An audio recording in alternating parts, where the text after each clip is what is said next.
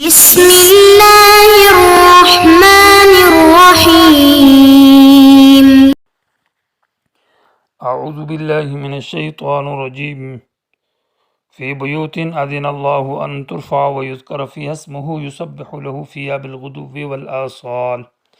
عزیز طلبہ اکرام، سبق نمبر 305 سورۃ النور، آیت نمبر 36۔ ان آیات کے اندر نور توحید اور نور ایمان کی اور ہدایت کی تشبیہ دی جا رہی ہے ایک چراغ کے ساتھ، جس کا ماقبل میں تفصیل سے تذکرہ ہوا ہے۔ مثال کے اندر حاصل اس کا جو تشبیہ کا حاصل یہ ہے کہ نور اتارنے والی ذات وہ اللہ ہے، یعنی نور اللہ دینے والا ہے، اور نور سے مراد وہ نور توحید، ایمان اور ہدایت ہے، اور نور قبول کرنے والا وہ مومن ہے، اور نور کا محل اور مرکز وہ مومن کا قلب اور دل ہے، اور نور جو حاصل ہوتا ہے وہ شجرہ مبارکہ سے حاصل ہے، اور شجرہ مبارکہ سے مراد قرآن و سنت ہے۔ اور یہ نور جب قرآن و سنت سے نور حاصل ہوتا ہے تو یہ نور علی نور، یہ ایک نور نہیں ہے، کئی انوارات ہے۔ یہ ہدایت اور یہ نور اللہ اس انسان کو دیتا ہے جس کو اللہ چاہتا ہے، یعنی جو محنت کرے گا، جو طلب کرے گا۔ شاہ رفیع الدین رحمہ اللہ نے اس آیت کی تفسیر میں ایک رسالہ لکھا ہے جس میں 60 تک تفاسیر نقل کی ہے۔ بعض حضرات نے یہاں داعی کی تشبیہ دی ہے چراغ کے طرح، یعنی مصباح جو داعی دعوت دینے والا قرآن، اس کی مثال ایک چراغ کی طرح ہے، اور سب سے بڑے داعی جو ہیں وہ رسول اللہ صلی اللہ علیہ وسلم ہے، جن کی شان اور جن کی مثال ایک چراغ کی طرح ہے۔ اور ہر عالم جو ہے وہ چراغ ہے، اور ہر قرآن اور سنت کا داعی وہ ایک چراغ ہے، ایک نور ہے۔ اور یہ نور جو ہے یہ گویا کہ ایک شیشے کے اندر بند ہے، تو مراد یہ ہے کہ وہ جس بلف میں، جس مدرسے کے اندر ہے، جس مسجد کے اندر ہے، جس جگہ میں ہے، وہاں یہ قرآن و حدیث کے جو علماء ہے یہ چراغ ہے۔ ابھی چھوٹا چراغ ہے تو اس کی روشنی کم ہے، بڑا چراغ ہے تو اس کی روشنی دور تک ہے۔ تو علماء سے جو قرآن و حدیث کا فیض پھیلتا ہے، جو انوارات پھیلتے ہیں، تو لوگ ان مدارس اور مسجد اور درسگاہ اور جو دینی مراکز ہے، ان سے یہ نور حاصل کرنے کے لیے لوگ آتے ہیں اور نور لے جاتے ہیں اور نور حاصل کرتے رہتے ہیں۔ تو مراد تشبیہ میں داعی کی تشبیہ دی ہے چراغ کی طرح، کہ گویا کہ یہ داعیان دین، داعیان قرآن و سنت، ان کی مثال چراغوں کی طرح ہے، اور لوگ ان چراغوں سے اپنا فیض حاصل کرتے ہیں۔ اللہ تبارک و تعالی نے یہ مثال اور تشبیہ دی ہے، گویا کہ ایک اعلیٰ مقام اور مرتبہ ہے قرآن کے داعی اور حدیث کے داعی کے۔ فی بیوت اذن اللہ، یہ ترکیب میں یا تو متعلق ہے مشکات کے ساتھ کہ یہ جو طاقچہ ہے جس کے اندر نور ہے یہ کہاں ہے، تو جواب دیا کہ کائن فی بیوت، یہ طاقچہ جو ہے نا ایک ایسے گھر کے اندر ہے کہ اللہ تعالیٰ نے اس کی عظمت اور بڑائی کا حکم دیا ہے۔ یہ طاقچہ گویا کہ مسجد اور مدارس اور دینی خانقاہ اور مراکز ہے۔ یا فی بیوت یہ خبر مقدم ہے اور رجال مبتدا مؤخر ہے۔ معنی یہ نور جو ہے کون لوگ بیان کرنے والے ہیں، تو فرمایا کہ رجال ہیں، ایسے رجال ہیں جو کہ گھروں کے اندر بند ہے، یعنی مسجد یا مدرسے یا کوئی خانقاہ کے اندر۔ تو رجال مبتدا مؤخر اور فی بیوت خبر ہے۔ یا فی بیوت یہ خبر ہے مبتدا محذوف ہوا فی بیوت، کہ یہ جو نور توحید ہے اور یہ نور جو ایمان ہے اور ہدایت ہے، یہ فی بیوت ایسے گھروں کے اندر ہے۔ اذن اللہ بمعنی امر اللہ کہ ہے کہ اللہ نے حکم دیا کہ ان ترفع، کہ ان کی تعظیم کی جائے۔ یہاں ترفع بمعنی تعظم کہ ہے کہ ان کی عظمت، ان کا احترام، ان کی قدر کی جائے۔ وہ مسجد ہے، وہ مدرسہ ہے، وہ دینی مرکز ہے، وہ دینی درسگاہ ہے، تو اس کے بارے میں اللہ کا حکم یہ ہے کہ اس کا ادب احترام اور اس کی قدر و عزت کی جائے، کیونکہ وہ تمہارے نور حاصل کرنے کا ذریعہ اور سبب ہے۔ تو ان اسباب کی اور ان علماء کی، ان لوگوں کی اور اس جگہ کی عزت اور احترام کرنا چاہیے جس سے انسان کو وہ نور ملتا ہے، جس نور سے معاشرے میں امن اور معاشرے کی اصلاح اور معاشرے کے اندر خیر اور برکت آتی ہے۔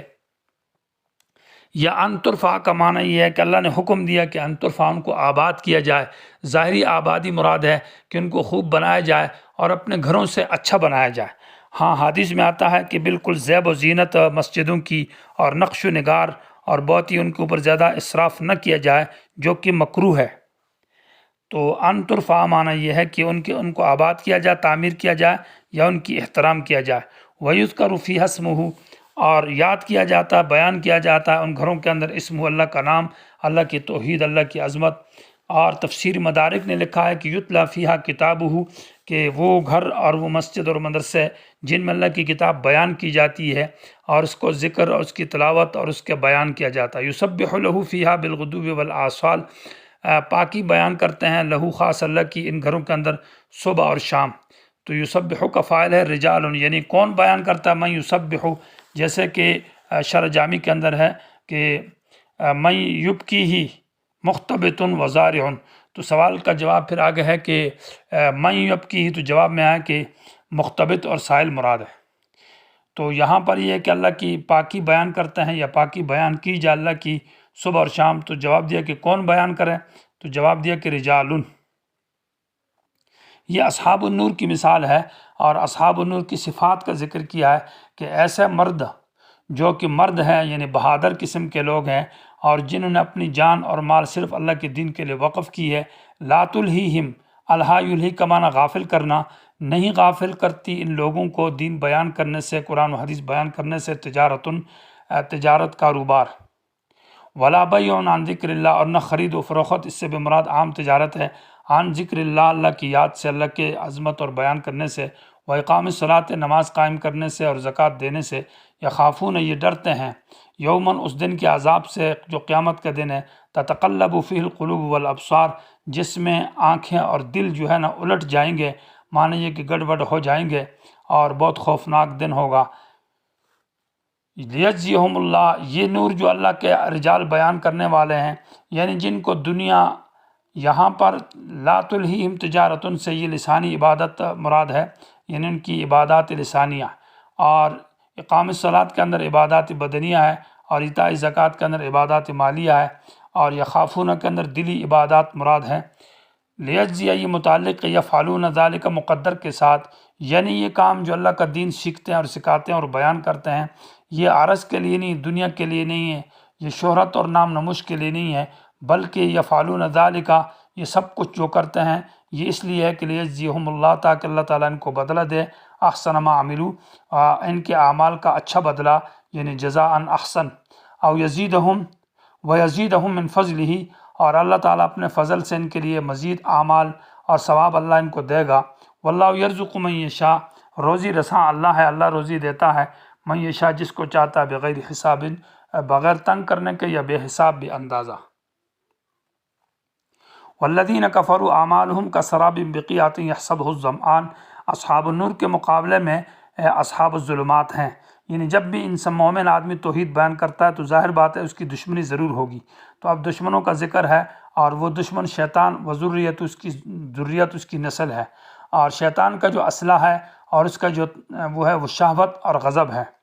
تو کافر لوگ اور مشرک لوگ جو ہے ان کے اعمال دو قسم کے ہیں، ایک اعمال حسنہ ہے جو ظاہر میں وہ اعمال بظاہر اچھے ہیں، مثلا مسجد کی تعمیر کرنا، صدقہ کرنا، خیرات کرنا اور دیگر اچھے کام کرنا، مسلمانوں کے ساتھ تعاون کرنا، تو مطلب یہ ہے کہ یہ بظاہر اعمال، حج کرنا، تلاوت، ذکر، اذکار، یہ اعمال ان کے اچھے ہیں۔ ان کی بھی ایک مثال دی ہے مخصوص چیز کے ساتھ، اور دوسرے ان کے اعمال قبیحہ، اعمال سیئہ، برے اعمال ہیں، جو ان کا شرک ہے، کفر ہے، نذرانہ ہے، غیر اللہ کی نظر و نیاز ہے، طواف کرنا ہے، اور غیروں کے سامنے جھکنا اور سجدہ کرنا ہے۔ تو دونوں کی مثال ہے، پہلے اعمال کی مثال یعنی اصحاب اعمال حسنہ جو کافروں کے، والذین کفروا، وہ لوگ جو کافر ہیں، اعمالہم، ان کے اعمال کا سرابن، وہ چمکدار ریت کی طرح ہے۔ اصل میں سراب تو ریت جو ہے، ریت کے اوپر ایک قسم کی چمک ہوتی ہے جو دور سے دیکھنے میں پانی نظر آتی ہے، جیسے روڈ کو کوئی دور سے دیکھے تو وہ اوپر سے پانی نظر آتا ہے، تو یہ سراب کا یہ وہ معنی ہے۔ تو ان کے اعمال کی مثال کا سرابن، اس ریت کی چمک کی طرح ہے، بقیعۃ، جو ایک صحرا کے اندر ہے اور بالکل ہموار زمین ہے، یحسبہ الظمآن ماء، گمان کرتا ہے اس ریت کے بارے میں، اس چمک کے بارے میں، الظمآن معنی پیاسا آدمی، اس میں مبالغہ کا صیغہ ہے، ظمآن فعلان کے وزن پر، ماء معنی پانی سمجھتا ہے، دور سے پیاسا آدمی یہ خیال کرتا ہے کہ یہ کوئی پانی ہے، کوئی سمندر ہے، سبز نظر آتا ہے۔ حتیٰ اذا جاءہ، جب یہ شخص اس کے پاس آ جاتا ہے، تو لم یجد شیئا تو وہاں کچھ بھی نہیں پاتا، کیونکہ وہ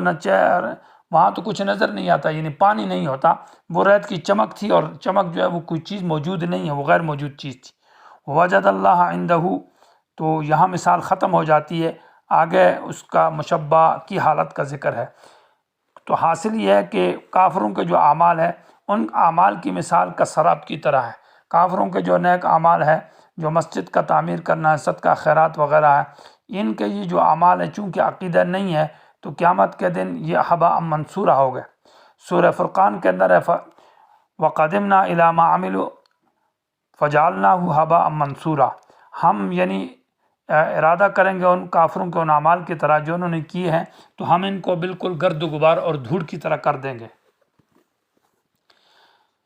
تو اذا جاءہ کی ضمیر کے اندر دو احتمال ہے، ایک معنی یہ کہ اذا جاءہ جب یہ آدمی آ جاتا ہو اس سراب کے پاس، تو لم یجدہ نہیں پاتا یہ آدمی اس سراب کو، کیونکہ وہ سراب جو ہے وہ ریت کی چمک، وہ کوئی چیز نہیں ہے، شیئن کچھ بھی۔